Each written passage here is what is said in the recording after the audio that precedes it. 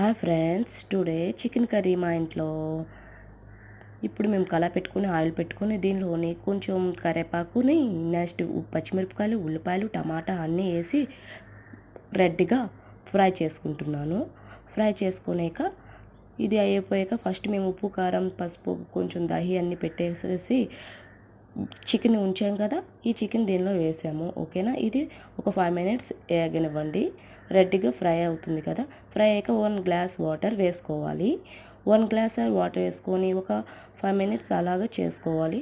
మీకు ఇంతలోకి ఉప్పు, కారం సరిపోతే వేసుకోవచ్చును.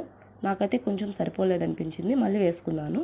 ఓకేనా, మనం ఆల్రెడీగా వేసుకొని చేస్తూ నానపెట్టి వస్తాం కదా, అలా అయితే పర్వాలేదు. మసాలా అన్ని పెట్టి చూస్తాం కాబట్టి నో ప్రాబ్లం. నేను ఇప్పుడు వేసుకున్నాను.